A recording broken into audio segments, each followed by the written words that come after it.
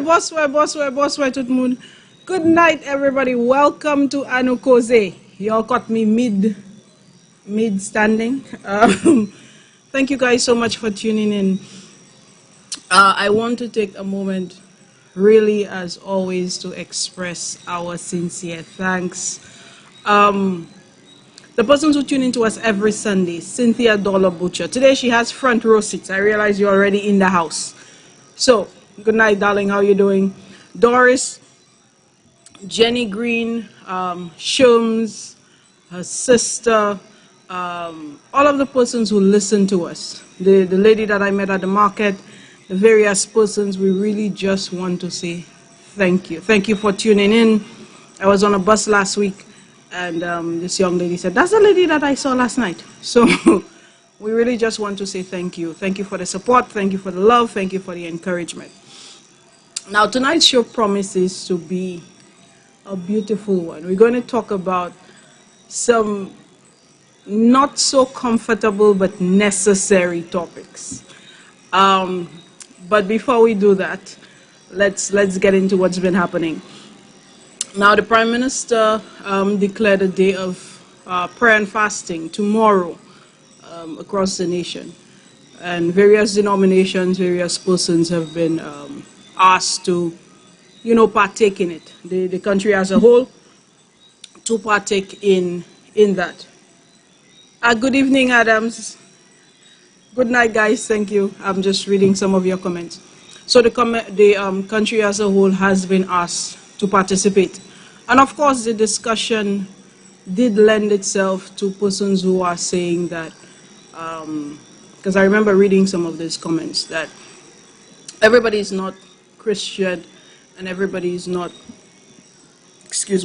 everybody is not necessarily inclined to pray. And I think one of the things that we need to recognize is there's something called collective consciousness.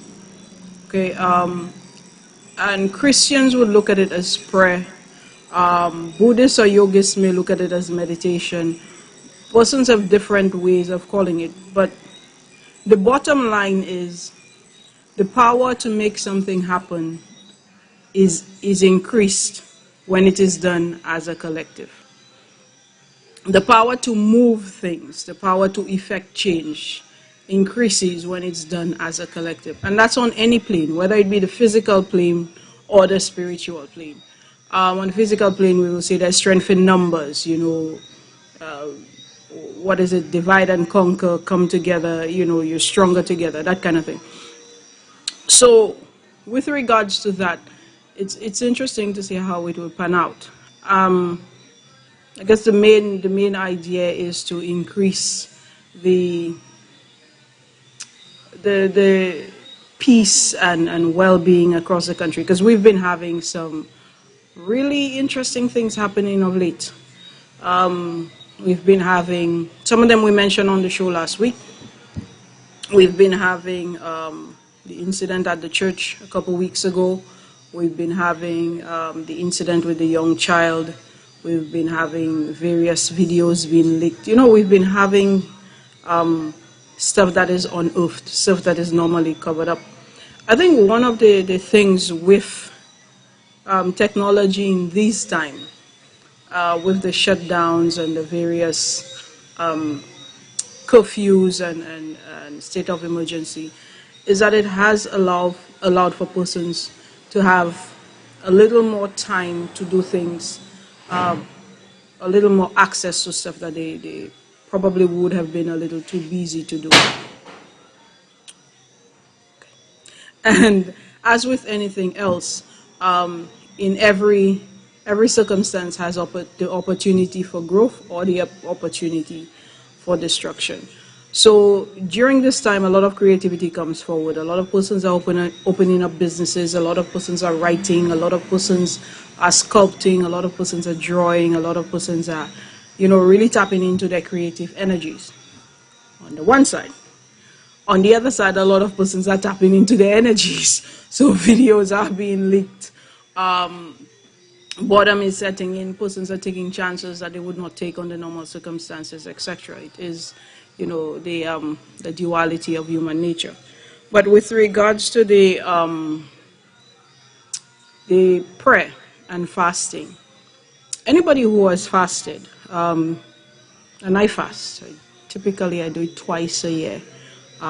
Whatever your reasons are, for me it is usually to just give my organs a break and get my mind centered. Kind of figure out what it is that I want, because it does allow for better clarity, better focus. So whatever your reasons may be, one cannot, whether it be medically or spiritually, one cannot deny the benefit of fasting. You can't. Even as something as simple as to get an accurate reading on a various test, you're going to be asked to fast for at least 12 to 24 hours. So you can appreciate that your organs are in their rawest and best state when they are not interfered with. Something as simple as that. So what I would encourage persons to do, whether you're deciding to do it for the country, whether you're deciding to do it on a personal level, the opportunity to take a step back, to introspect, to fast, to take it all in, to focus on one thing in mind, is a very powerful thing to do. Now, whether you choose to do it tomorrow or whether you choose to do it down the line or up the line, the choice is entirely up to you. But I do encourage fasting. If you're looking at weight loss, and I'm linking everything, but if you're looking at weight loss, one of the most impactful ways after exercise and diet change is intermittent fasting. That's allowing your body to continue detoxing early in the morning before you introduce it to foods. So there are benefits to fasting, spiritual and physical as well. And if everybody is fasting towards the same goal, if everybody is fasting toward a particular goal, it's so much more impactful. So whether it be, for example, you're in a group and you all decide, hey, listen, and there's something called manifestation. And again, different persons call it different ways. But if you decide, hey, listen, 6 of us in a group and we want to lose 10 pounds in the next 2 weeks. And everybody in the group is doing the same thing at the same time, every day with support from all members of the group. If the plan is solid, I guarantee you will lose the 10 pounds in the 2 weeks. That's the impact of doing things as a group. So I am taking from that suggestion of the day of prayer and fasting. I'm taking that from the suggestion. So as to whether or not persons decide to do it for that purpose, the spiritual support is definitely necessary. Okay, so that's my take on it. If you want to pray, then of course, by all means. If you want to meditate, by all means. If you want to just sit in silence, by all means. If you just want to fast, and by all means. There is a lot of strength, a lot of power in collective consciousness. All right.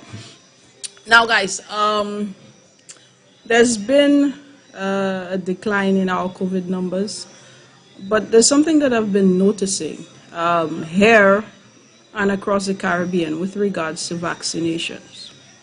Now, personal feelings and whatever persons may think, I think it was last week that I saw a particular service station was offering $50 as a vaccine drive. I remember seeing something else, KFC for a vaccine drive. So you come, you get vaccinated, and you get KFC. I saw some other incentive being given as well. Here is my take on it. And it is not so slowly becoming something that is going to separate, something that's going to divide. Because if you say to persons that vaccination is a choice, and they have a right to decide whether or not to get vaccinated, but then the idea of vaccine passports is being pushed. The idea of if you've been vaccinated and you've received both shots, you can now walk around without masks, but if you've not been vaccinated, you need to walk around with masks, thereby creating that clear division between those who have and those who have not. If you now have employers, I think it was in Grenada last week when the chief executive officer, the Hotel and Tourism Association, came forward and said, whoever would be working would need to get vaccinated. And please don't misunderstand me. I understand that. But I'm also questioning when it because if the point is that it is a choice, then why are you victimized, or why are you liable to be for choice? So in the case of offering incentives for vaccination, in terms of, because even today I was listening to some of the statements in the US, and they have been contradictory. They continue to be, a lot of stuff is not clear. So I have no issue with persons who choose to vaccinate. I have no issue with persons who don't. The choice is entirely up to you. As far as I'm concerned, get as much information as you can and make an informed decision. My stance is, if you are taking the position of an informed decision, if you have made an informed decision, why is there slowly but steadily creeping the possibility of blacklisting? Because you now have airlines that would require that. Do you understand what I mean? So I think Florida went left. Florida was like, listen, you are not allowed to discriminate against persons if they are not vaccinated where employment is concerned, that kind of thing. So Florida has always been radical. But my concern is the incentives that are being offered. It has the same kind of stink. It has the same kind of feel of paying for votes. It has that same kind of feel where persons are not being given all of the necessary information and being allowed to make a decision, and that decision being respected. Now, we all know about herd immunity, and we've heard about the herd immunity, the theory of herd immunity, and that kind of thing, which is basically if you vaccinate the majority of the populace, then the collective vaccination will make up for the few that are not vaccinated, that kind of thing. That's a whole other topic that we can get into. But my biggest concern was the incentives that are being offered for vaccination. Because I've not heard of this happening before. You don't take your child at 6 weeks, to get DPT or to get rubella or polio or whatever, and they say to you, hey, listen, if you bring the baby in to vaccinate, we're going to give you $20. You understand what I'm saying? So it does leave that kind of uncomfortable feeling in my mouth. But that's my take on it. Information, awesome. Decision, awesome. Respect of the decision, fantastic.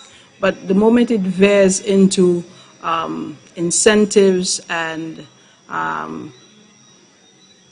gifts and tokens and cajoling, and then it automatically speaks of a different kind of energy in that direction.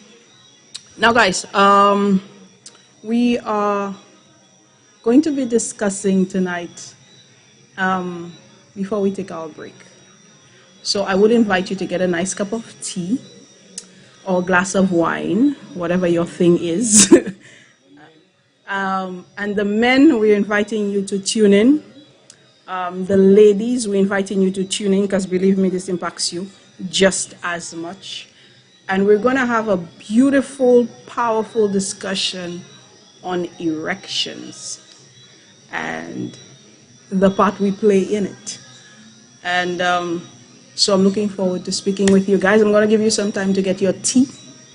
You remember Kermit with his Boaden? Well, yeah, we have Boaden here too. So if you want, you can get some. But get your tea, get your wine, get your juice. Make yourself comfortable. We're going to be talking about sex. All right, so guys, stay tuned. We will be right back. We have some bills to pay. This is Annou Koze.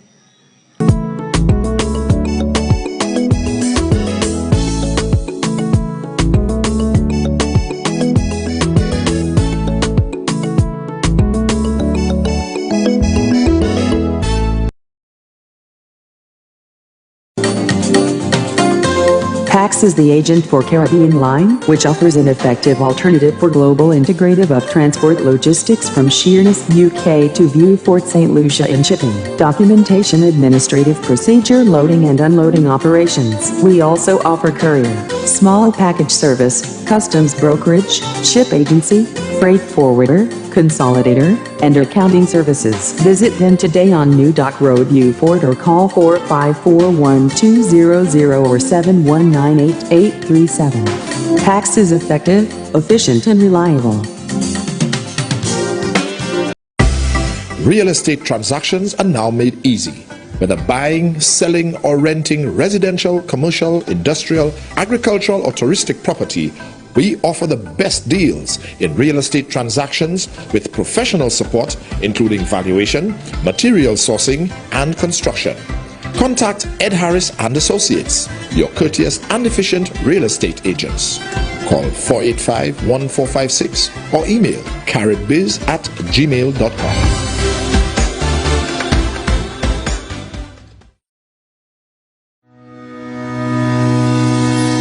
Do you need to copy or print your document? Are you in need of insurance? Are you looking for office stationery? Stop. Yes, LMP Services on Clark Lane, Beaufort has all the services you need. They open Monday to Friday, 8 a.m. to 4 p.m. Or call 454-8757 or 721-8757 for affordable rates, reliable and effective customer service with a difference.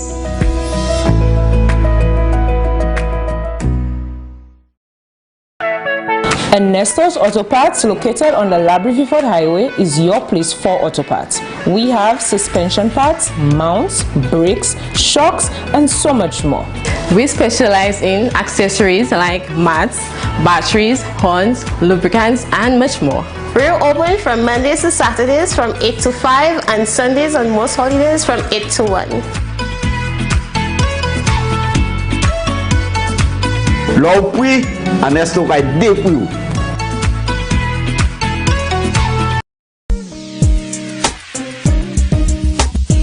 What do you need to transport? Call the hauler. At M&E's Trucking, we offer a wide range of services island-wide. From containerized movement, flatbed service, and lowboy transfers. We're located at Beanfield, Beaufort. Our skillful professional drivers are ready to serve you. Like us on Facebook and follow us on Instagram or email us at vibration711@gmail.com. Call us at 488-1000. We're ready to serve you. M&E's Trucking Service, a powerhouse ready to haul.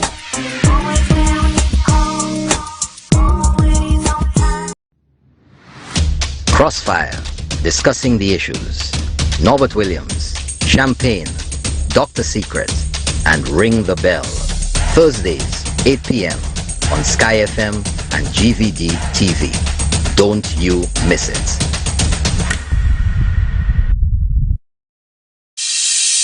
My MP said that we would have a new wellness center. Here we are. It's almost finished. My community said we needed a new wing to our secondary school.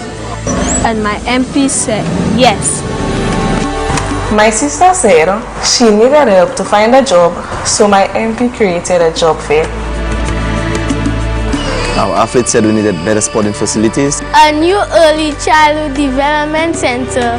My neighbors said. My sister said. The children said. Community said. Roads and a new park. And my MP said. Yes. Yes. Yes. Of course.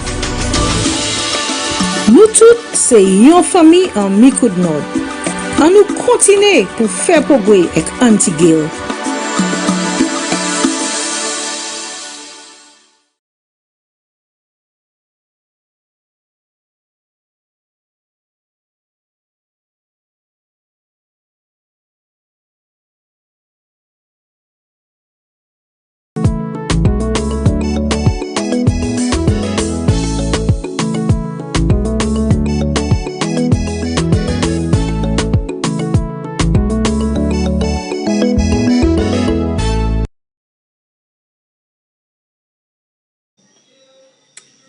Hey guys, welcome back.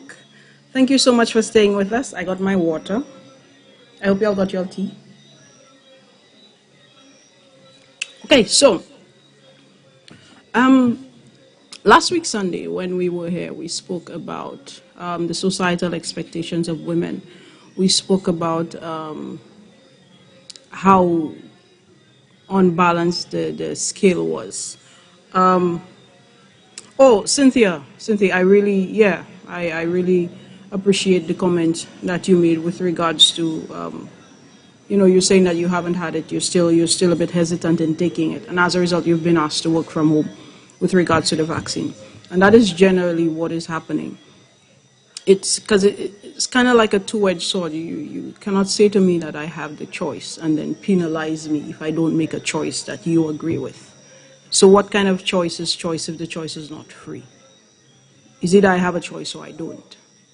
And if I don't, then we have to have the discussion about human rights and persons' bodies and all that kind of thing. So and everything is slowly but surely being tied in to the vaccine and to taking the vaccine. So it's definitely something that is concerning. I remember initially, and I'll get back to the point, but I remember initially when we were told that the children would not be given the vaccine due to their ages. And then recently I'm hearing something that, hey, we're going to be given to teenagers. So all of these things to factor in. Either persons are being given, because no alternative is being looked at. If persons are like, okay, you know something, I've given it some thought, and then I don't want to take the vaccine, then what is the option? I've always been a big advocate for immune boosting, but that is so seldom spoken about.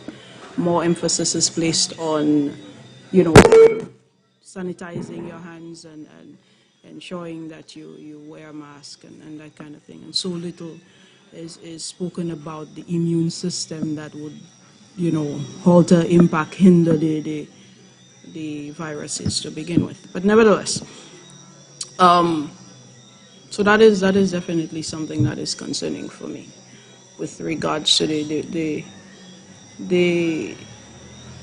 holistic yet subliminal pressure that is being applied to persons making a decision.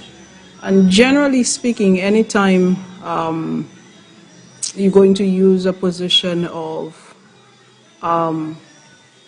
so let's stay on this just a little. We get back to the sex. Let's just do this for a little bit. Anytime that because it's generally just shaming that is slowly but surely creeping in.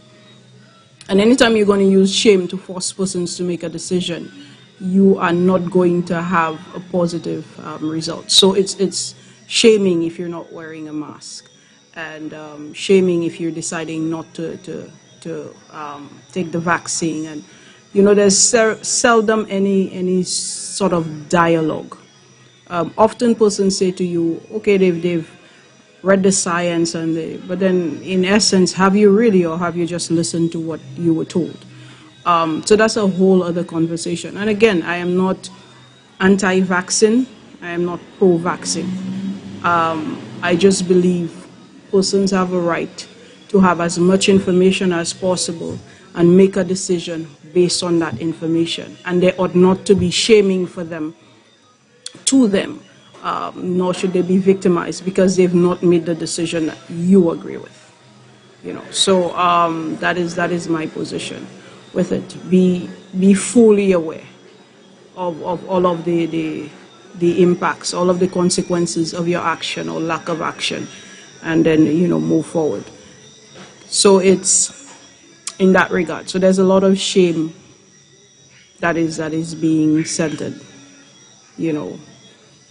with regards to the vaccination aspect. And generally we tend to, not all of us of course, but there generally tends to be that shaming is used as a tool to get people to do what we want. Okay, so sometimes we use guilt tripping, sometimes we use shaming. And generally we are angry when persons do not respond in a way that we think they should, or generally when people are not ashamed of things that we think they should be ashamed of, we tend to respond from a place of anger with that. So so that is something that's a bit for me. It's a bit concerning for me. The angle, the direction that it is headed. Or we guilt trip them, you know, but think about your this and think about your that, and what about this person, and you're not checking for everybody, and you know. So my decision about what to do with my life and your decision about what to do with your life, we had to be very careful that you do not guilt trip somebody as a means of control to doing what you want under the guise of helping everybody. Okay, so that is definitely something that that we're going to talk about more. So Cynthia has her AC. I guess that's her drink.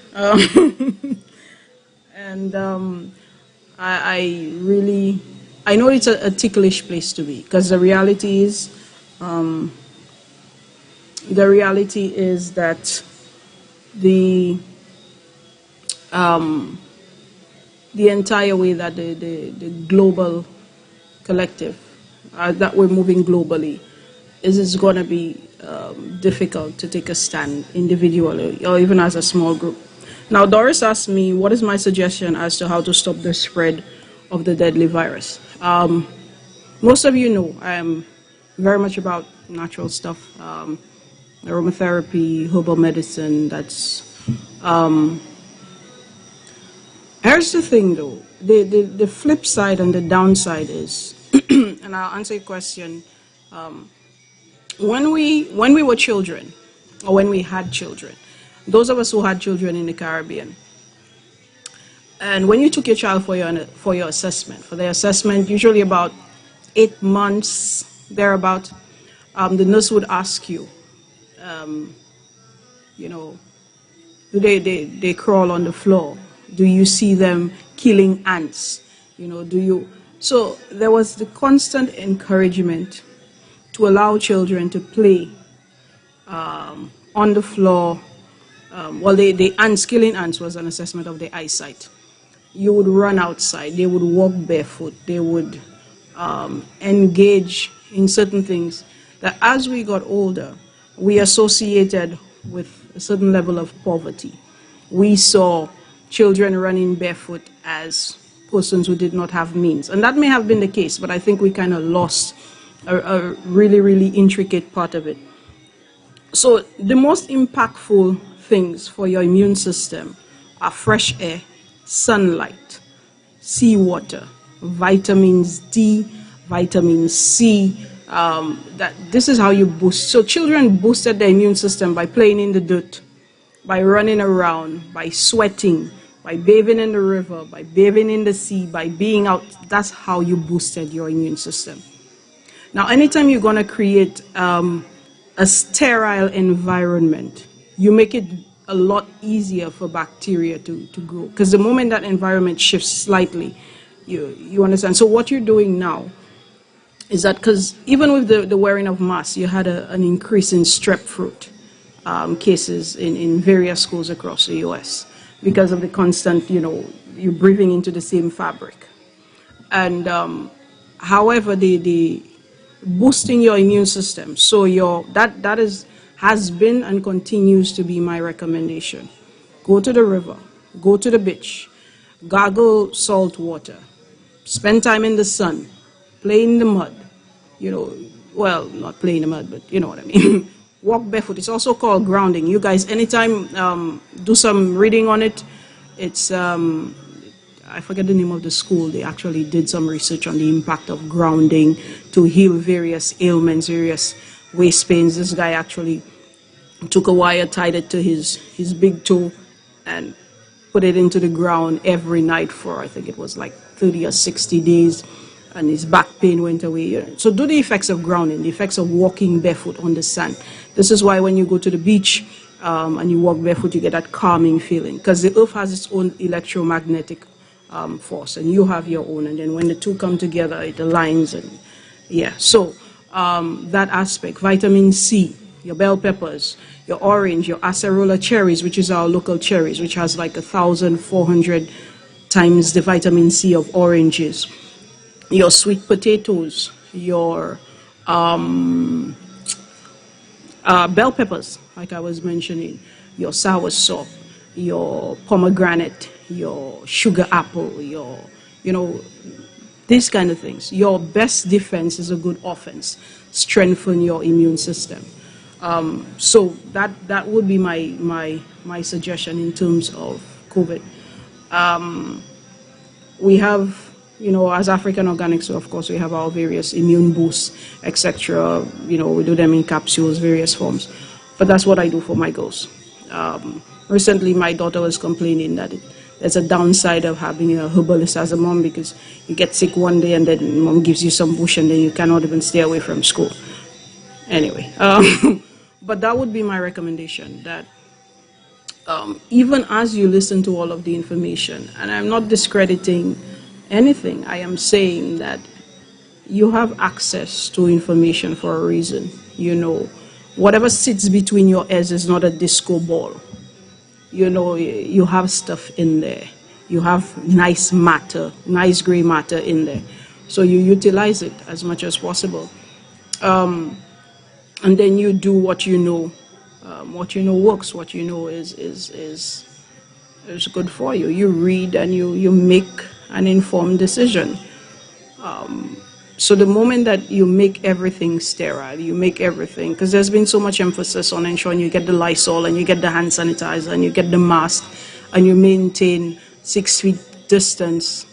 But I have not even heard, not even a slither of that kind of emphasis on, hey, listen, boost your immune system, ensure that you're healthy, that kind of thing. There seems to be very little emphasis on that. But that is my suggestion, Doris. I hope it answered any questions that you had in that regard, because it's the best defense is a good offense. And I think it was Madagascar. That actually came up with what was, I believe it was Madagascar. And if it isn't, then I apologize. Definitely, but I believe it was Madagascar in Africa, and they came up with what was a cure, what they called a cure for COVID. And it was a particular plant that was indigenous to that it was Madagascar, that area. And they harnessed it, they made an extract, and they had persons that they tested it on. They went through all the necessary, and then the CDC tried to debunk it and said that it was not, it wasn't an adequate, and they didn't go through the right channels. And then the country came back and said, hey, listen, the lab that we used and all the testing that was done was by persons that you had endorsed, persons that you had given, confirmation, you had put your seal of approval on it. So what is the issue now? And then I believe the Prime Minister actually came out and said he was offered, I think it was $10 billion or something like that, to bury the cure. So there was this whole back and forth brouhaha with regards to that. And the remedy was plant-based. And, persons had persons within 7 days just, test results being completely reversed. They had persons who were on ventilators coming off it in little time. So they had their studies. So definitely something to give some thought to. Now, guys, so we digested and digressed a little more into the vaccines. And my position remains the same. If it is a choice, then why should anyone be penalized for making a choice? Or is it only a choice if it is something that is agreed with by the majority of the populace? What kind of choice is choice if it is not free? Okay?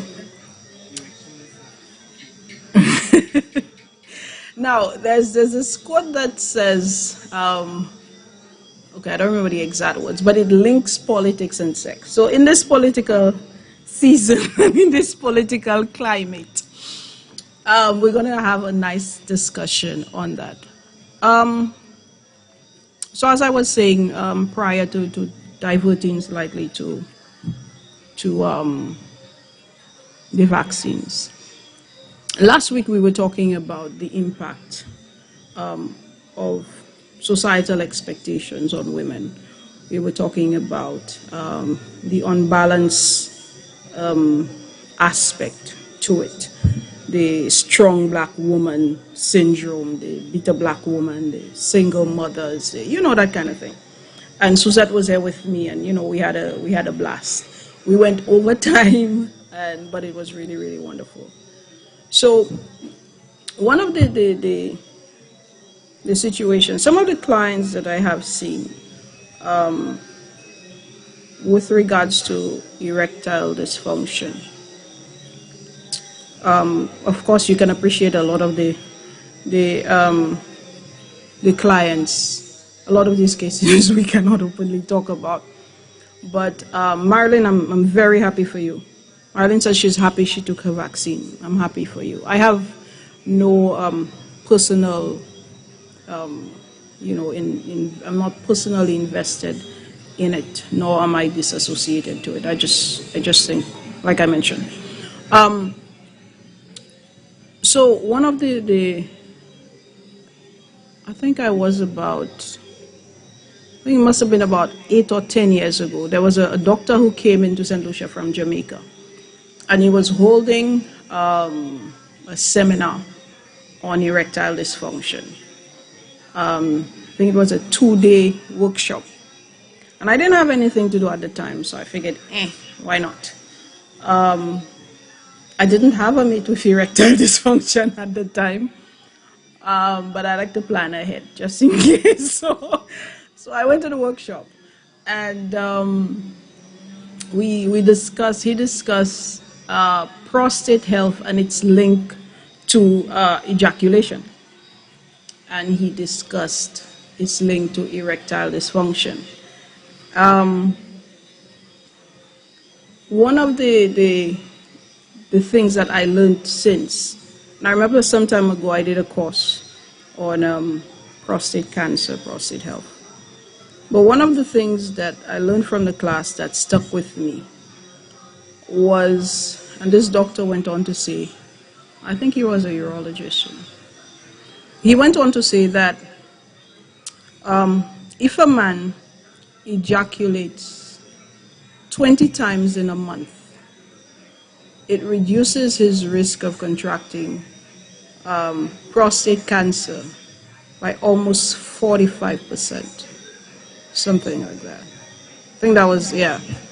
And that stuck with me, because that's on average like 5 times a week, which is on average about every other day, twice on Sunday. That's like the sex rate. So of course, even when I say that to men, that it's they glance at their wife like So, but the point that he was making was the impact of ejaculation. Now, some time ago, I was doing kind of like a questionnaire. We had a sex talk on African organics, and we did a questionnaire where we were asking men and women what constitutes satisfactory sex in terms of duration. And I think I'm bringing this together because there seems to be a clear disconnect between what, not in all cases, communication is key, but what men deem as satisfaction and women. And one of the things that we came up with was that it's tied in heavily for men to longevity. Okay?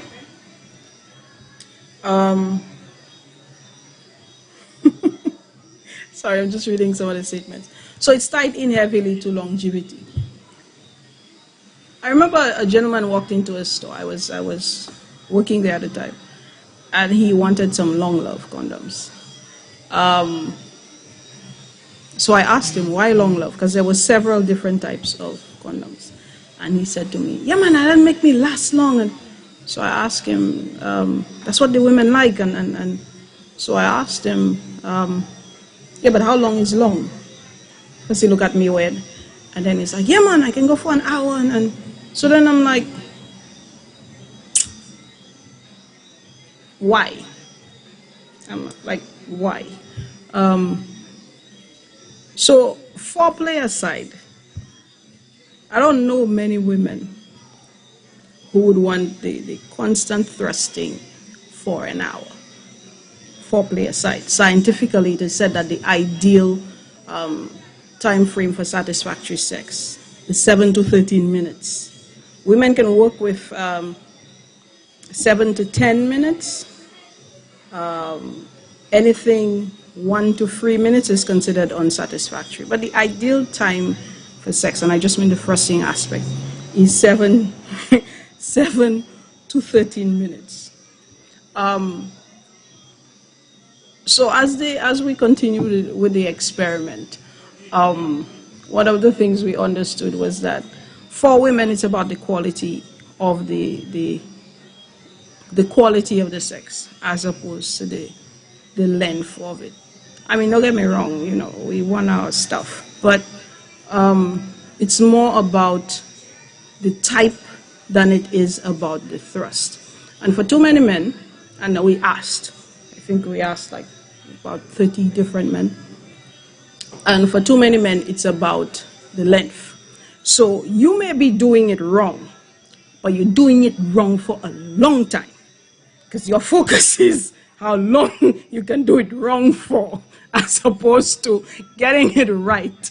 Okay, now, so even as we spoke, so the focus was, not choice, and that was that was the general feeling, the general vibe is that when you get in there, you have to kill it. Guys, listen, let me tell you something. A human being comes out of this, you ain't killing nothing. All right, let's get that out of the way. You can't kill nothing. So let's focus on how you can take care of it instead. All right, we've established it's indestructible. So let's figure out let's figure out how to take care of it instead. So the focus was about the length and not the quality. Whereas for women, the focus was heavily on the quality of the interaction than the length. So the women wanted more change and range of motion, more rotation, more grinding, more, variation. Whereas the mindset for the men was heavily focused on thrust. Heavily focused on thrust. Guys, sometimes that does just knock your cervical wall and throw things off. Not necessarily pleasurable. But as we delved into the emotional side of the experiment and the questions, as we delved, we also learned that there's not a lot of communication that happens in couples when they're having sex. And when I say couples, I don't even mean married or in a relationship. Two people. A lot of the times, and women, we're going to take some flack for this, because a lot of the times we meet a guy and we've decided that we're going to have sex with a guy. And, excuse me, we automatically expect him to know. So we're looking for the man who knows how to put it, where to put it, when to put it, with absolutely no contribution from us. And then afterwards, so we don't communicate. Oh, we communicate with each other, because every woman can tell you about how a guy has performed in bed that she's never slept with, because her friend told her. So we communicate with each other, but we do not indicate what our needs are. And likewise for the men, because masculinity is something that is very, very fragile. in our society. It's something that is, heavily based on the male ego is very, very fragile. And the male ego is heavily tied to his penis. So, he judges himself and his ability as a man based on his performance level. And that's where we're going with this. And a lot of the time, his performance is heavily dependent on us as women. I think the status is over 30%, I think it was 30 to 40% of cases of erectile dysfunction are psychological or emotional. That's the base for it. So, and Marilyn, I'm going to use you. I'm going to use your comment. So you see, when we do the Fascia del Mall, and we make the statements 1 minute man, and because the reality of it is, men are coming into sex like it's a battle. They have ground to conquer and they have something to prove. And then you just cut his legs off. And the guys were saying that too. The woman would say to them, "So, Sion, or you already finished?" And then it just kills the entire vibe. And then the anxiety, the performance anxiety, it heavily impacts. So ladies, we have a lot of responsibility. We have so much more power than we are aware of. Okay? So, of course, because of the fragility of masculine energy, some men are not eager to listen. You say to him you want it left, he going right. Because some boys on the block tell him it's right, it's supposed to be. Yeah, stay away from those. But generally speaking, as fragile as the male ego is, there's also there's also an avenue for opportunity. Okay? So, ladies, communication is so important. Let me give you a scenario. I'm going to sip my water. Since we have AC, I'm going to sip my water. Let me give you a scenario. So imagine you meet this guy, right? You've been crushing on this guy for a while. You like this guy. Cynthia says, sometimes 1 minute is all you need once it's done properly. There's a fireman that I used to work with. And he always says that. He says, I may only have a minute, but it's a brutal minute. So, so yeah, sometimes that works. So as a scenario, you meet a guy, or you know a guy. You've been crushing on the guy for a while. You've been, trying to get the guy to notice you for a while. Trying to have a conversation with him, strike up a convo, whatever the case may be. Eventually it leads to something. You guys are speaking back and forth. It eventually gets to the point where y'all have agreed to have sex. Verbally or non-verbally, y'all have agreed to have sex. And in the midst of everything, so he has performance anxiety because you're crushing on him for a while, so he figured he has a duty to deliver. And in the midst of everything, let's say the most convenient place was behind a tree somewhere next to the big stone. And in the midst of everything, his performance is lackluster for you. So maybe all he could do was 2 minutes and non-brutal minutes. Your response as the woman is,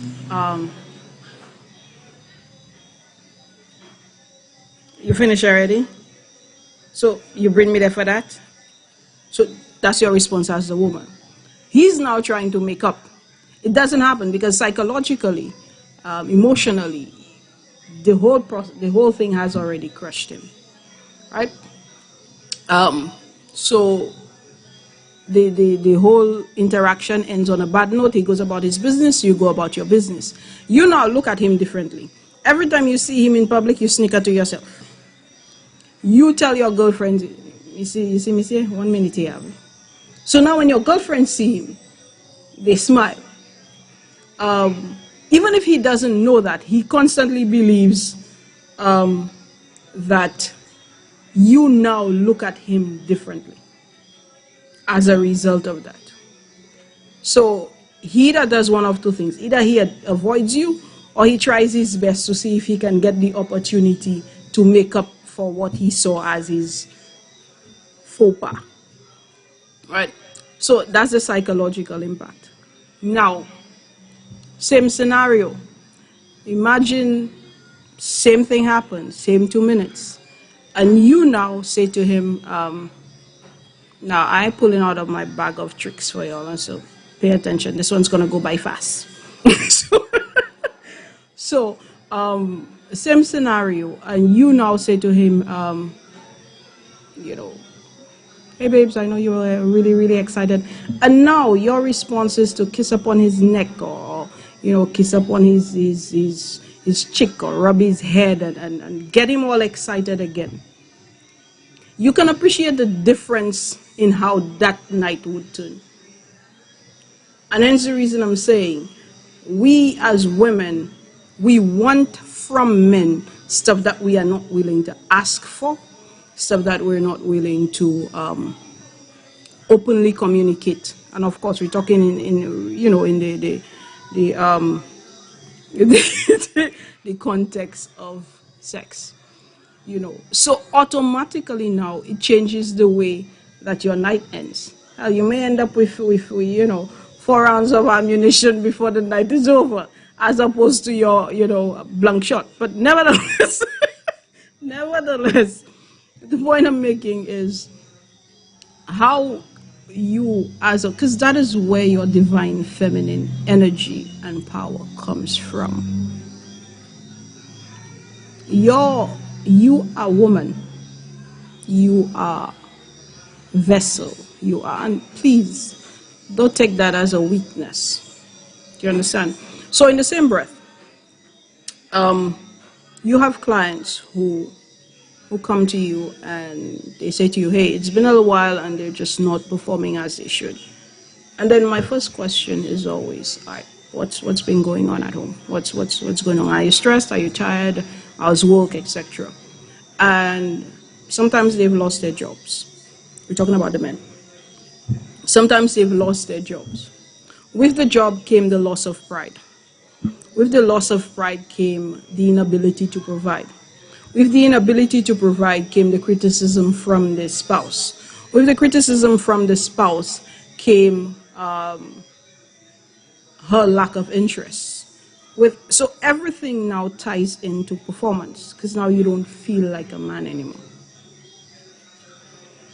So as a result, the performance is automatically shifted. Same way with us ladies. So likewise, you have, or you may ask, hey, what happened? And in some cases, you have, the person may say to you, hey, I found out my girlfriend was seeing somebody else. And then he cannot wrap his mind around why it's difficult to sustain an erection when he has learned that. In some other instances, you may have persons who say to you, they're at a different stage in their life, and they're recognizing that whatever they went into the relationship with initially is no longer there. So either they've fallen in love with someone else, either time and distance and arguments and insults has eroded the relationship, and as a result, the man is left feeling emasculated. Okay? I like Cynthia. She's like, suck on his earlobe, kiss his head. So it's and that's the thing. So if this is because sex is a mutual thing. thing. I am of the view, and ladies, please correct me if I'm wrong. I am of the view that if you've made the decision to have sex with somebody, the basis is mutual pleasure. N'est-ce pas? Isn't that the basis? So why is the too often the entire requirement or the focus or the onus is on the man to pleasure you without your input? Notice I said without your input. So he needs to figure out what you like. And I guess he will know that if your hips lift off the bed at some point. You know, so there's the dialogue is so important. And I'm saying this because the very same way for us women, if we are in a relationship with a man, and initially when the relationship started, the sex drive was high and, you know, there was no surface or no counter anywhere that you had not baptized. You know, you had your butt print against everything. And as the relationship, as time passes, you are struggling to remember, you know, the last time you had sex. And then you will make reference to things that have happened. Listen, if you were in a relationship, or you are in a relationship with a man, and he has hurt you, damaged you, whatever the case may be, and you have decided to continue the relationship, you have a responsibility to continue the relationship.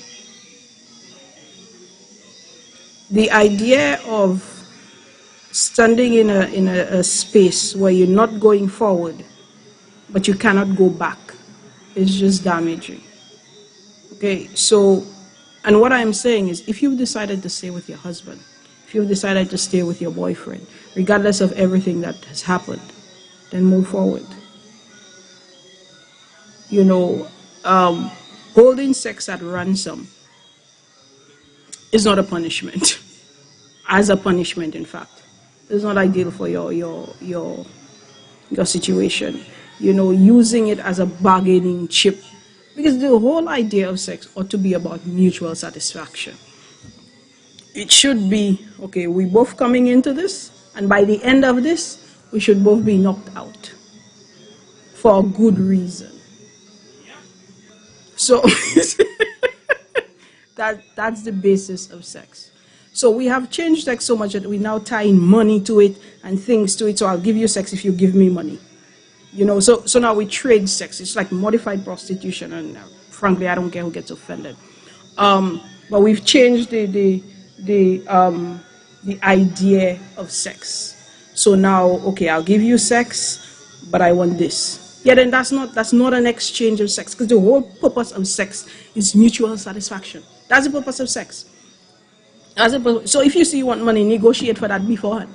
You know, that's the purpose of sex. And similarly, the same way it affects men, it affects us women. Because your yoni, which is the Sanskrit word for vagina, will tell you when it does not want a man. She not gonna lubricate. She not interested. Period. You know, she will not. So at the end of the day,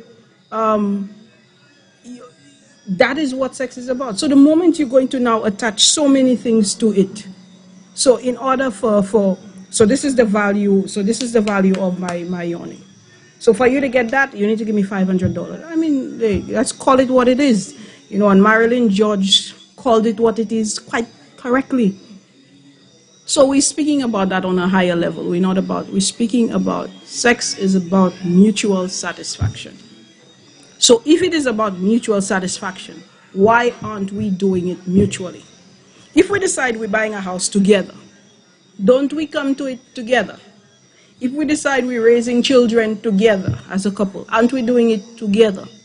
If we decide we're going to buy a car together, aren't we doing it together? So why is it when we decide to have sex, one person just supposed to know and you're supposed? So what is your job exactly? Stay there, pose, and put your leg at a 90-degree angle?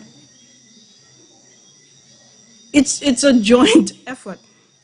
And I'm saying this, so a lot of the erectile dysfunction has to do with the response, has to do with the various things happening.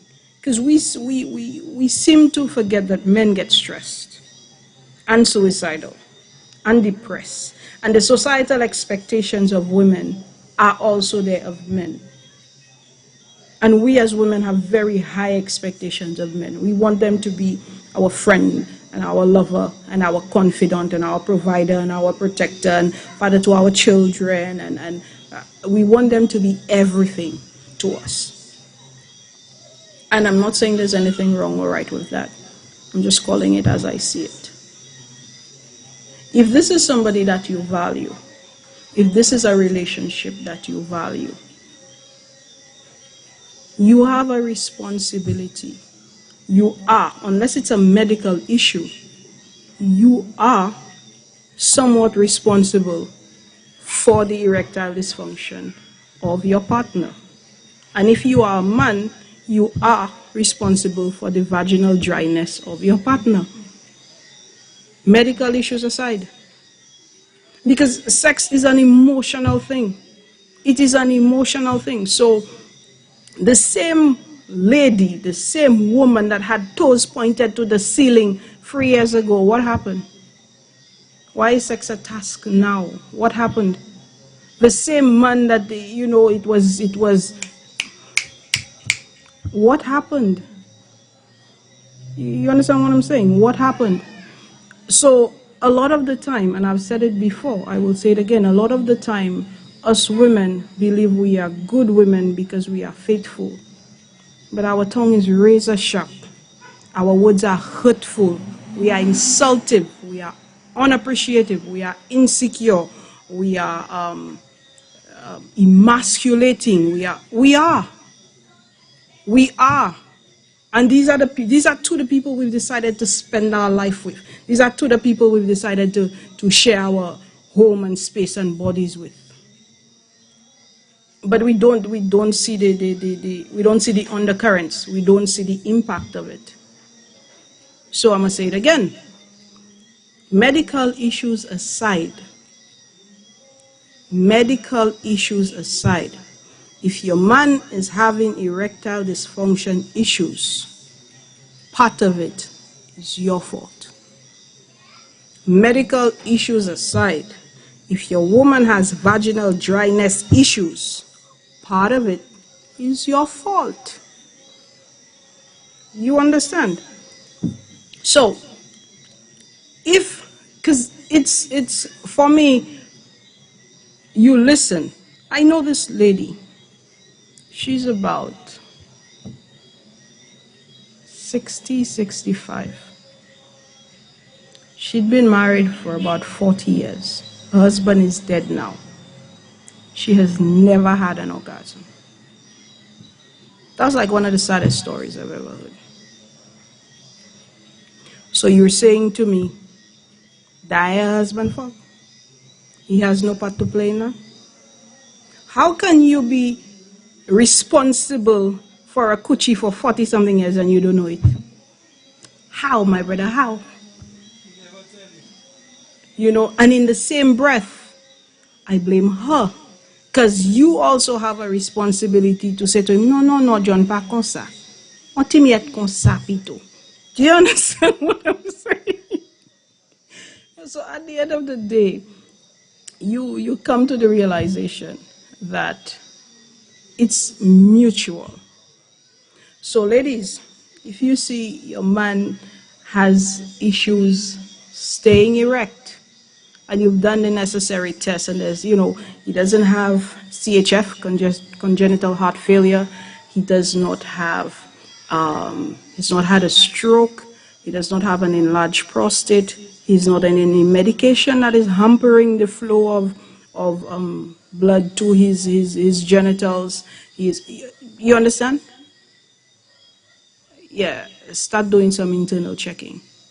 I know, and it's the way that we speak. It's the way that we speak.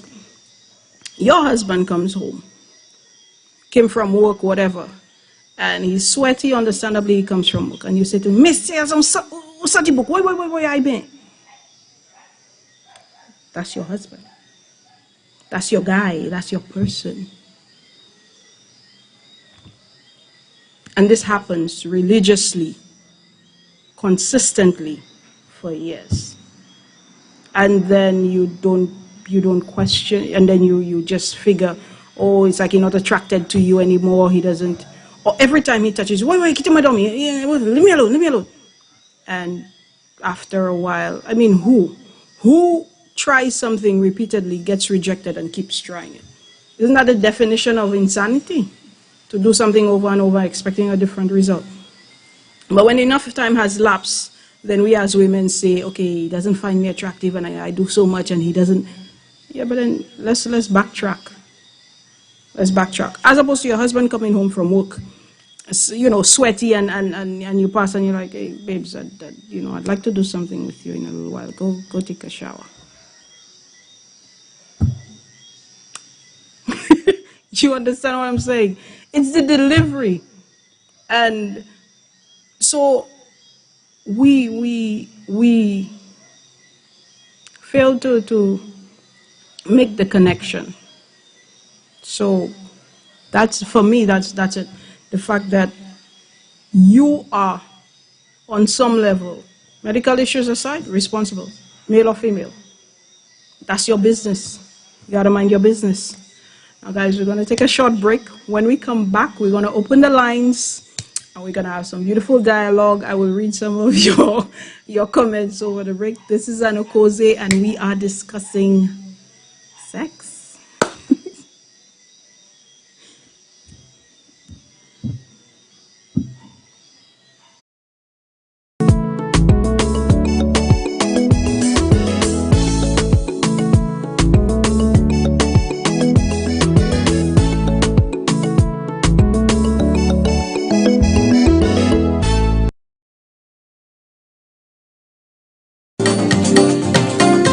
PAX is the agent for Caribbean Line, which offers an effective alternative for global integrative of transport logistics from Sheerness, UK to Beaufort, St. Lucia in shipping, documentation, administrative procedure, loading and unloading operations. We also offer courier, small package service, customs brokerage, ship agency, freight forwarder, consolidator, and accounting services. Visit them today on New Dock Road, Beaufort, or call 454-1200 or 7198837. PAX is effective, efficient, and reliable. Real estate transactions are now made easy.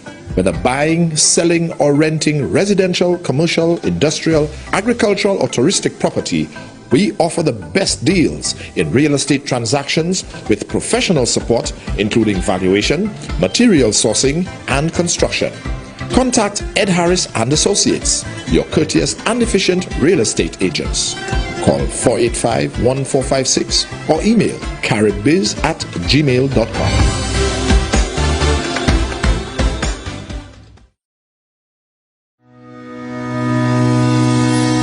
Do you need to copy or print your document? Are you in need of insurance? Are you looking for office stationery? Stop. Yes, LMP Services on Clark Lane, Beaufort has all the services you need. They open Monday to Friday, 8 a.m. to 4 p.m.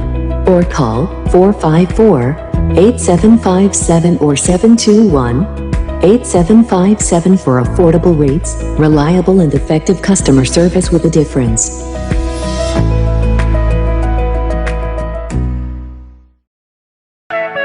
And Nestor's Auto Parts, located on the Labrie-Viford Highway, is your place for auto parts. We have suspension parts, mounts, brakes, shocks, and so much more. We specialize in accessories like mats, batteries, horns, lubricants, and much more. We're open from Mondays to Saturdays from 8 to 5 and Sundays and most holidays from 8 to 1. L'opri, Annou Koze pour you.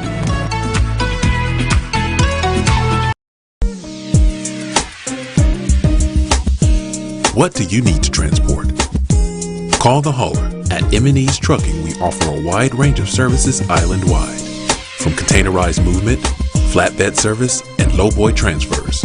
We're located at Beanfield, Beaufort. Our skillful professional drivers are ready to serve you. Like us on Facebook and follow us on Instagram or email us at vibration711@gmail.com. Call us at 488-1000. We're ready to serve you. Remedies Trucking Service, a powerhouse ready to haul.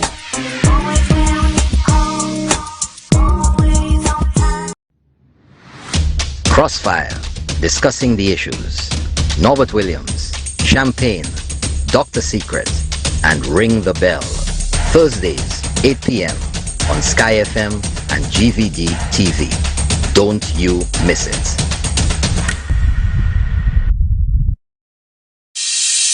My MP said that we would have a new wellness center. Here we are. It's almost finished. My community said we needed a new wing to our secondary school. And my MP said yes. My sister said she needed help to find a job, so my MP created a job fair. Our athlete said we needed better sporting facilities. A new early childhood development center. My neighbors said. My sister said. The children said. Community said. Roads and a new park. And my MP said. Yes. Yes. Yes. Of course. Nou tout se yon fami an mi koud nod. An nou kontine pou fè progrè ek anti-gel.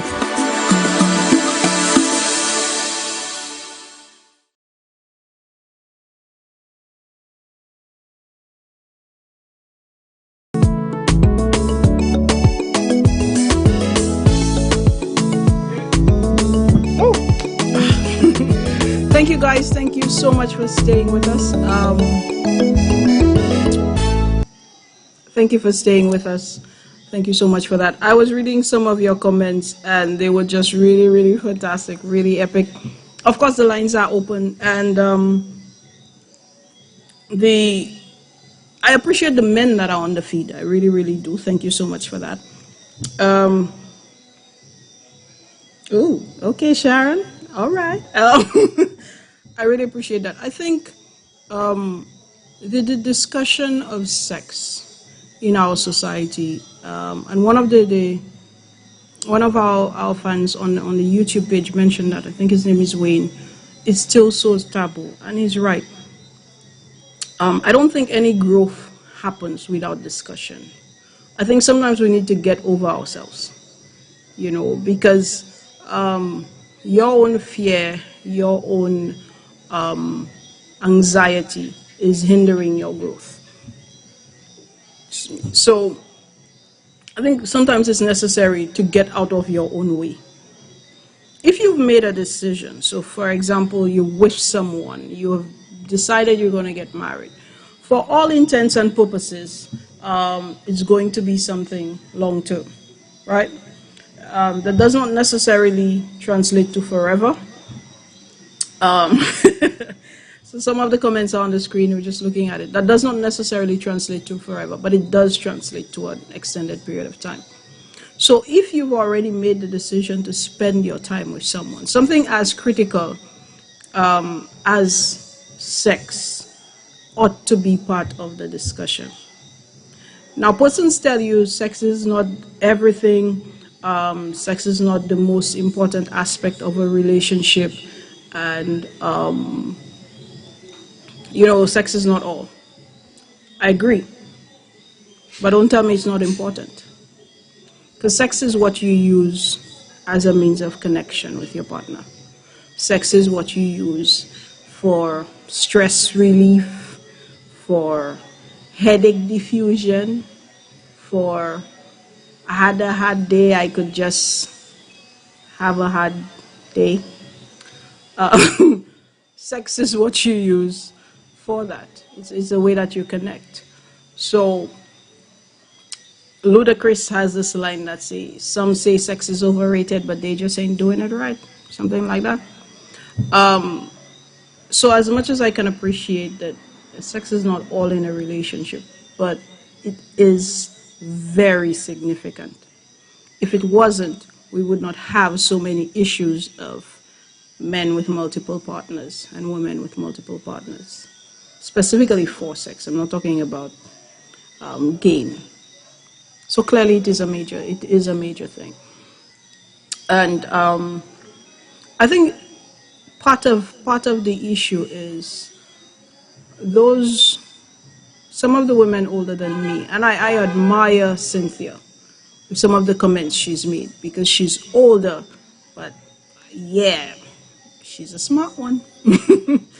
But a lot of women were raised to see sex as something that is duty and something that is functional and something that is entirely or predominantly based on the man's needs. You know, even now, the idea of a woman having a healthy sexual appetite is still something that people are uncomfortable with. It still kind of makes you fix yourself in the chair. You know, a woman wanting sex. It's still, but let me tell you something. You see a sexually satisfied woman, the entire energy in your home is different. Bonsoir, bienvenue à Annou Koze. Good evening, welcome to Annou Koze. Hello.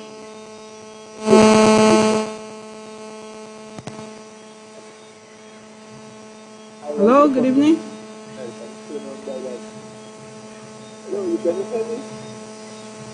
I love your conversation. Oh, I'm sorry. Can you start over? I didn't hear you. Good evening, caller.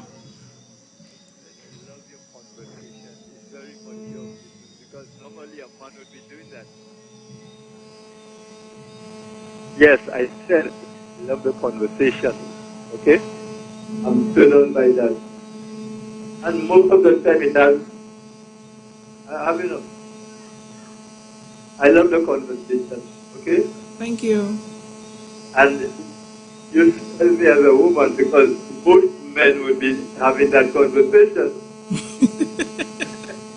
And I'm literally turned on by that.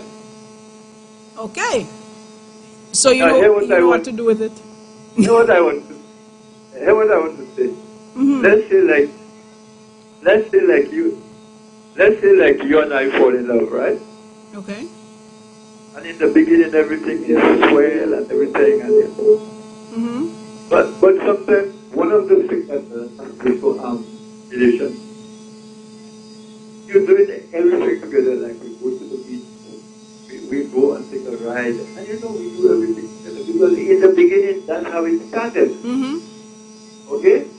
And the thing is, sometimes when you go to your girl and you come from Israel because you're the partners almost for life, you know? And I just like to see people like you.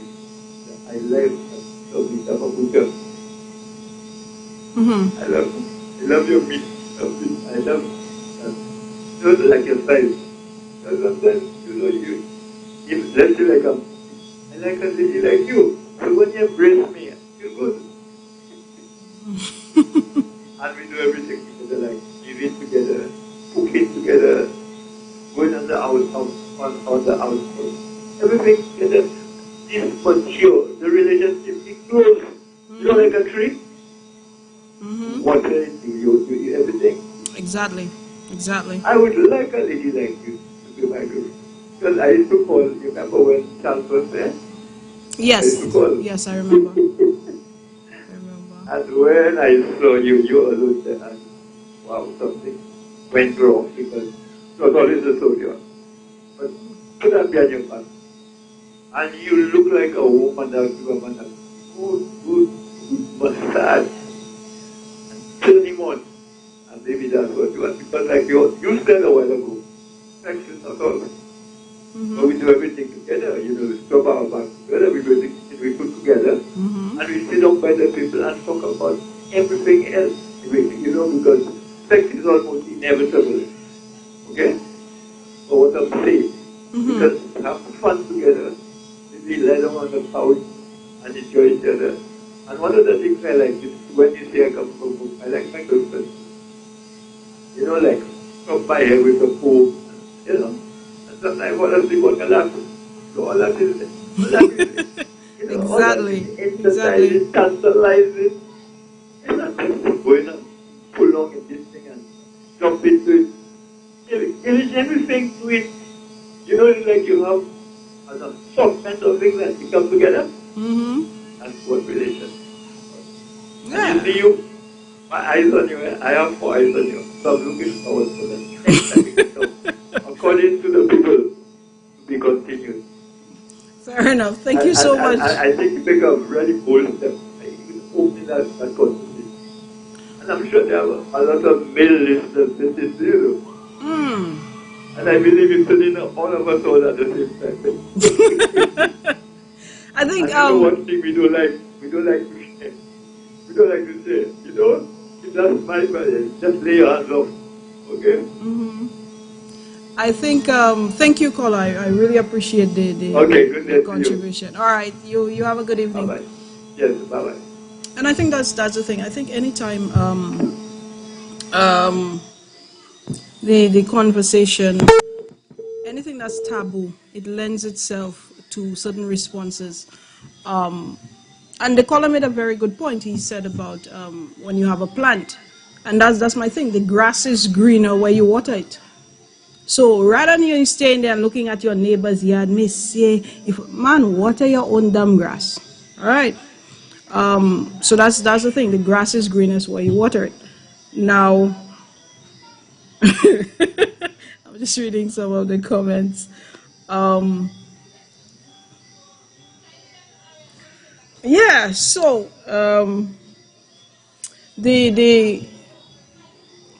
I lost my train of thought for a second there. So we were talking about the aspect of relationships and the impact of sex, and persons saying, sex is not everything. But it is a very significant thing. It's like you saying to me, all right, you have 206 bones in your body, okay? And yeah, you can survive on 205. But don't tell me you're not going to miss the bone that you lost. You're not going to miss the bone that's broken. You can comfortably survive on one less pint of blood, but then your organ's going to adjust to it missing. So we are sexual beings. We are. Sex is not something that we should be ashamed of. Or we are sexual beings. We were created that way. Yet, it's just the idea of discussing it is so taboo.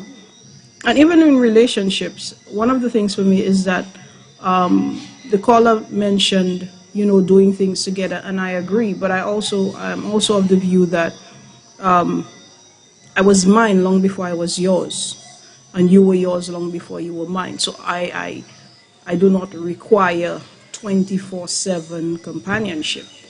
You have your own things that you're interested in. I have my own things that I am interested in. And at the end of the day, we can develop some new interests in some new areas inside our home or wherever. But the thing about it is, whenever it comes to the details, we don't like to have the conversations that make us uncomfortable. So we need to stop getting in our own way. If you have something as significant as, because that's what a relationship is. You've made a decision to spend years, possibly all of your life with an individual, but you're not going to have a discussion about how they please you. You're not going to have a discussion about how you please them. Even if it's not a let's sit down at the table, take a pen and paper and write what do you like. But you're not going to have a discussion about how is this? Did you like that? How is this? Did you like that? More, less, And men, pay attention too, because nobody likes to repeat the same damn thing. If I told you that last week, you should remember. you understand? So, just the idea that these are areas we can skip over and hope it fixes itself. That doesn't work. Because that's the point I was making. When you have a sexually satisfied woman at your home, the entire environment and energy in your home changes. She quarrels less. She nags less. She's always singing. She's always happy. She's always bubbly. Your food doesn't burn. Things not salty. Trust and believe. it's a different kind of energy, you know. And I'll give you an example. And yeah, I'm probably gonna get blocked for that, but it is what it is. So when I was growing up, you know, I was growing up young, though, but as I got older, I always knew when my parents got their freak on. I always knew, because the next day, yo, my dad is cleaning the flower bed and I'm like, you know, something happened last night. Thank you for calling, Annou Koze. Good evening. Yeah, because the entire energy is different. So if there's plantain, then my father fried plantain already and make bread already and clean my mom's flour, and everything is like, I'm like, mommy, who may I let daddy also? So that's because clearly there's, you know, so the energy changes. It really does. But yes, guys, we're welcome. Let me just read. If sex is not everything, why are there so many people on? Exactly. We don't like to talk about sex, but it's happening because, you know, 7 billion of us, you know, we were not dropped here. So it's definitely something that warrants mentioning. But let me just go through some of your comments. Ooh, Cynthia giving us tips like, I. And that's the other thing too. We've all heard the comments about lady in the streets and freaking the sheets and all that kind of thing. I think it's so important that sex is not treated as a chore.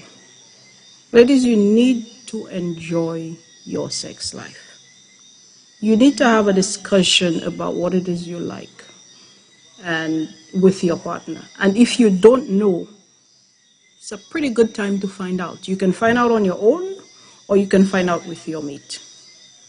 But my advice to you is do not live the rest of your life in a state of sexual dissatisfaction. You will turn out to be one of these moody, groggy, bitter women, and everybody wondering why. You may turn out to be one of these ladies who always minding people's business on the road. You know why? Because I blame their husbands. You see the women who, every time you see them, they're in a corner, I blame their husbands. Because, listen, I'm a woman. There is no way that you are getting all you need in that department at home and you have time to go by the road and talk with people. And because you need to get what you need to get done. If you had to go to work, come back, prepare everything and get ready for your night. So there's no way you have time to be doing all of this. And hence the reason I'm saying, as long as there's sexual satisfaction in your home, it changes the entire energy of your home. So for the men, the erectile dysfunction, one more thing I wanted to touch on. Ladies, this is just my advice to you, woman to woman. Be more interested in your mate's comeback power than his duration. So if what he has is his 5 brutal minutes, but he's able to come back quickly after his 5 brutal minutes and put in another 5, appreciate your 5 plus 5 plus 5 brutal minutes, rather than requiring 30 straight minutes. You understand? Work with what you have. Work with what you have as much as possible. Okay? And, I think, I'm sorry. My phone just died. I think I got a message, but my phone just died. So even with, and Wayne says pass on Cynthia's tips. Cynthia mentioned the way that you greet your husband when he comes home, your boyfriend, your mate, your friend with benefits, whatever you choose to call him. The way that you greet this person, the way you interact with this person. We have a call? Okay. The way that you... you interact with this person. All of this does impact. So if this is your person, are you waiting for somebody else to treat this? And then you're gonna... Hello? Oh, okay. You're gonna wait for somebody else to do what is your job to do? You understand? I'm speaking both for men and women. If this is the person that you have decided that you're gonna spend an extended period of time with, then do your due diligence. You understand? So we spend...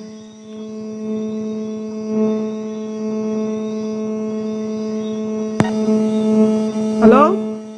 Hi, good evening, Sushma. Hi, good evening. How are you doing? Yes, okay, all right. I'd just like to say, well, I'd like to say, I think in our society, we like to give up too easily. We don't like to work with what we have. We always look on the other side and see, well, it's better, or there is a comparison. And I really do agree with what you said earlier on when it comes to men. Men tend to really look at their manhood and base it on their sexual advancement and their sexual ability. Whereas with women, you find that they are more intelligent beings, they're more holistic, they are able to balance things out and think more intellectually. As opposed to men, they think, in some social space, they think with their penis, sort of. Well, that is something that I mean we have an issue with. And also with our society, we also have to not ignore that situation we grew up in, and that is the big slavery system, whereby it basically ties into a lot of things. And if there is no change, if there is no knowing better for the men of our society, we would suffer the consequences, and we continue to suffer the consequences. When I say that, I talk about men having multiple children with multiple women, different households. You have this one as your sister over there, that one is your brother over there. The father has to be between different homes, and it causes a lot of social instability, and that has been carried on from slavery. Tackled with the fact that men, again, think with the penis, they tend to do a lot of things based on hormones and testosterone, or they call it. So I think in our society, our men have a lot to do. They have a lot of growing up to do, and our female friends need to actually help us in that aspect. It's a situation whereby even they too cause unnecessary pressure, and a lot of them do not want to work with you. They prefer to, sample and run. So that is something that I hope that the change to and help the. I mean, the women have their own issues, but I guess maybe we are to a factor of their issues. So we did a lot of growing up to do in our society. Yeah, I agree. I agree. Yes. Another thing I did to tackle again, you spoke about the vaccination issue earlier on, and it's something that is sad, but it is true, because I think with what happened around the world, what countries and what doctors, what would have happened is that people would naturally gravitate to taking the jab, and we would probably have a higher percentage of people, especially in St. Lucia, who would be more interested in taking the vaccine. But what you find is that they didn't do a good job worldwide, and not just St. Lucia, but especially St. Lucia. They didn't do a good job on really selling that vaccine, and I think we have a lot more misinformation out there, and people are buying to it. And just telling them, look at what is happening in India does not work, and what happened in the States does not work. And I guess this is why the incentives really have to basically play a role now, because it is like, if I'm a young person and I have my children, and there is no, I know if I get sick, the probability of me surviving is high. What is there for me to take that vaccine? What is the reason for me to take it?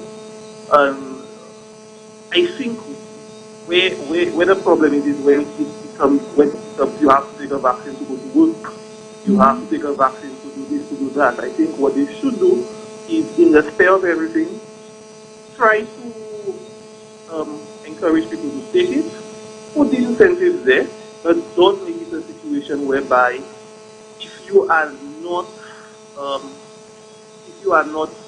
it causes a constitutional issue, it causes a problem. One example I can think of the matter. If I'm vaccinated, it could be basically because of my parents, because I live with grown-up parents. I did not have to be encouraged to take it. I knew that was something I would want to do. But I'm thinking now, other people who basically live at their home with maybe their children, and we know that the sickness, the children do very good when it comes to rehabilitation if they get ill, and we know that teenagers and people with non-respiratory illnesses or non-illnesses in general would probably get better. I think something that could be targeted is, look at if these people are traveling. Instead of doing the 14-day quarantine, you are traveling, you have been vaccinated, you are told to take a negative test to come, PCR test to come to St. Lucia, you're a citizen of St. Lucia. What they should do is tell you, okay, instead of doing the 14-day quarantine, you probably can do a negative test, do 3 days or 5 days, and then do another one, and then you're free to go. As opposed to someone who's not vaccinated, who probably can have that sickness in them, carrying it maybe 7, 8 days, and then it shows up. They can do the 14 days. You do things in a way that, people can still be able to, you can still work around it. People can still work around it, and people can feel as if, okay, it's not being forced onto them. So that is one way I can think of. And I think you make a very good point, Kola, in terms of the way that it is happening. Because I think in general, people first it would have been something people would be rushing to think, but it's not. Yeah, and because when you look at a virus with a recovery rate of 95%, so it does beg the question: do I need the vaccine in people's minds? And I think the worst thing you could do now is kind of bombard them with, yes, you need the vaccine. Yes, you need the vaccine. Kind of just allow stuff to permeate, allow it to process, allow people to think and come up with something and then make a decision. Yeah, the problem they face too when they do that is that, with time you also have that situation whereby it is changing, and you have variance. So that is where it's kind of like you want people to think and have to take their time, but then you running a risk against time. So then this is where I guess the incentives come in to help people actually try to do their own research quicker and come up to a decision. But then incentive also helps with that decision making. It also makes you think, oh well, actually I had to travel, or I actually had to do this, I had to do that. I think the state of Ohio has a lottery. So there's different. Yeah, New York as well. I saw Kola just mention that they give lottery tickets. So it is something whereby it is to help with the decision making, but I think they need to tread carefully, because when you come to tell somebody that you cannot get hired, especially on island, due to them not having taking a vaccine, then you are breaking laws. Yeah, it becomes a case of discrimination and everything else. Now, mind you, if you look at the cruise ships, it's a different story there. Yeah, similar with the hotel industry, you expect that. Yeah, so everything kind of has its plus and minuses. Electricity is basically an incubator for that. One person, if one link is broken there, you have a problem. Yeah, You have exactly, a situation exactly. whereby that thing can just fester on you, And because hence, you isolated in the sea. So yeah. it's very ticklish. It's a ticklish situation. And hence the reason, caller, I cannot take a position of no or yes. Yes. Because there are certain instances where, you know, person's livelihood depend on it. My issue is Right. the, you know, all of the incentives for Yes, that because sense. even being in the medical field, I can think of a hospital saying all of the nurses and doctors need to be vaccinated. I can see that, and I cannot have an issue with that, because I mean, you're dealing with patients, you're dealing with people who are immune compromised, and you have to be careful. You have to be extra careful. As opposed to working in a shoe store. You work in a shoe store, I mean, it's a situation whereby if something happens to you, you can contact trace, you can be isolated. It is not, you know, so the authorities have a very hefty task on their hands. But caller, thank you so much for the contribution. You have a beautiful week. Thank you too. Alrighty. Now I've been reading some of your comments online, and they have just been so. Sharon, 3 times, huh? It's been a good day for you. Yeah, some of the really beautiful comments. I saw one that said, your husband will leave you for a lady for a freak in the sheets. But I think that's one of the things too. Another thing that I think we as women, we judge other women, like we were mentioning last week, but we judge other women from a different lens than men do. And let me explain. I have seen countless comments. This just really smells nice. I have seen countless comments from women with regards to other women. So it may be something along the lines of, okay, he had a beautiful wife and he left her for a beautiful wife and he left her for a chick that has an air mattress. Or he had a good-looking woman and he left her for yeah, but you get my point. So it's usually along the lines of he had something good as far as what appeared pleasing to the eye, and he now traded it for something better.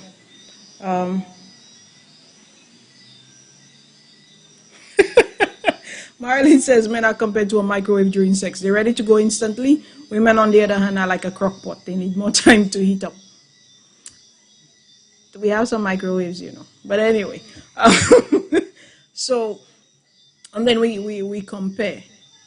Whereas men use a different lens. You know, men use a different lens. And I had the benefit of working for 15 years in a male-dominated environment. 90% of the time, I was the only woman on my crew.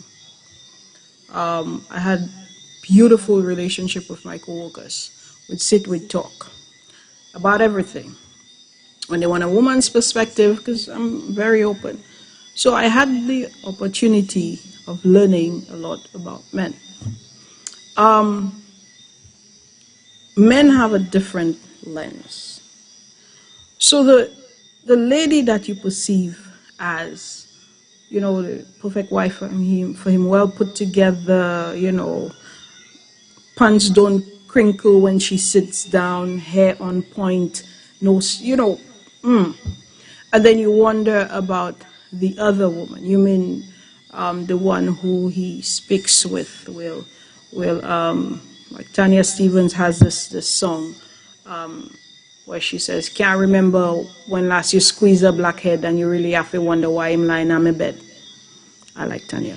So in essence, the woman that you consider less because she has the air mattress is the one that is checking off the points that you are missing. The care, the affection, the attention, the pimples, the lunch, the massage, the foot rub, the conversation, the how was your day, the did you eat, the what are you up to, what would you like to do with this, you know, the little things that seemingly are small. Because like we said before, men's ego is fragile, and I don't think we women appreciate the divine power of femininity to create a safe space for your guy.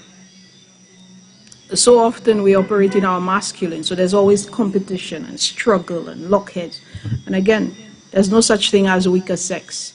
That is just impossible. How can I be weaker than you when I'm not you? I am apples. You kale. How can we compare? You know, so a lot of the time we miss the details. And the details are so important. So, thank you, Rosanna. Rosanna is saying she loves the topic. And I think that's the thing. We generally stray away from the topics that make us uncomfortable. But these are the topics that chats the entire course of our life. Everybody knows about sex. Very few people want to talk about it. Everybody loves good sex. Very few people want to have the discussion about it. So it's a requirement. I think you can be understanding if you've spent time with somebody and something happens and things are not what they used to be. But I think expecting anybody to function normally and happily with lackluster sex that's not due to a medical reason is pretty much a big ask. What did you say? So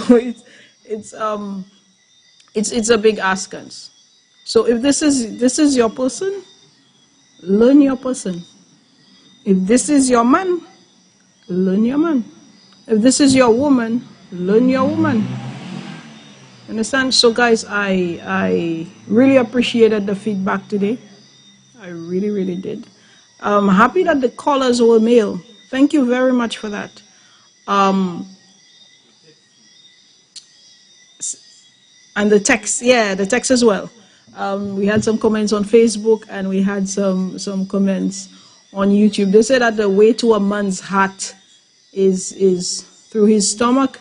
I think you have to bypass his boxers first. That's just me.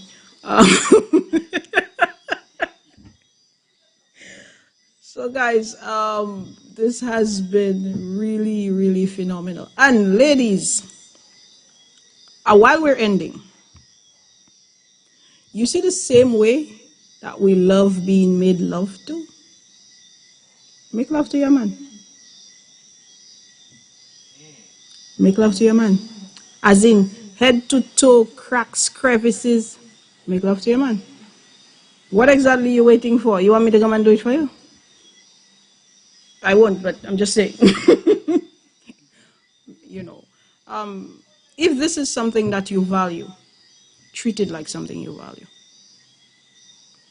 Sometimes we place more emphasis on keeping the marriage together than keeping the individuals. They say to you, happy wife, happy life.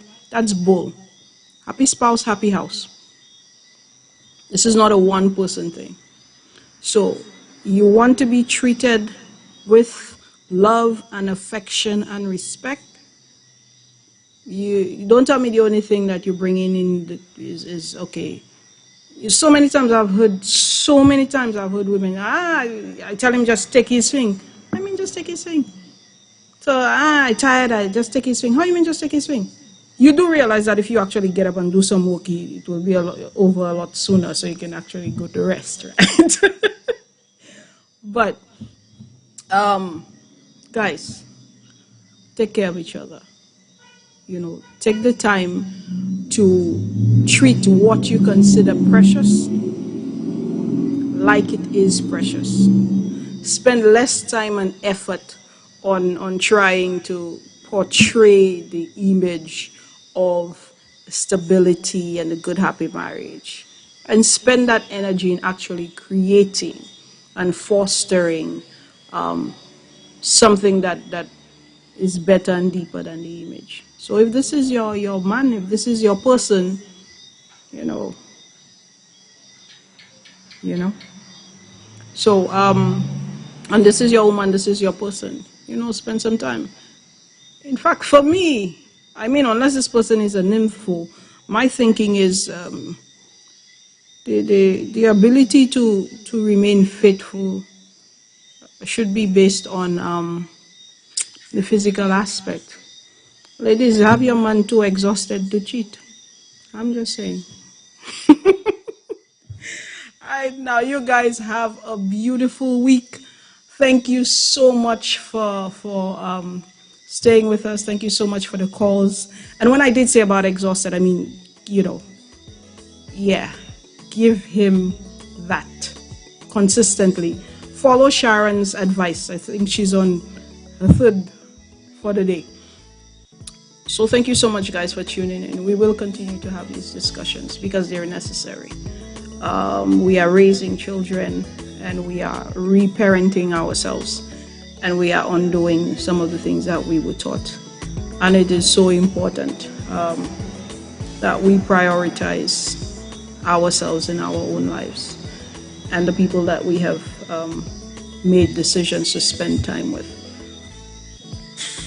that we actually prioritize them as well. So I really want to say you guys have a phenomenal week. You guys stay safe, take care of each other. I'm hoping that tomorrow, well, for us in St. Lucia, tomorrow is a holiday, so those of you not going to work, you can go to work. Hint, hint. And those of you who are overseas, you guys have a beautiful night. When you log off here, after you put your tea down, go roll up on your man. You guys stay safe. This is Annou Koze. Bye-bye.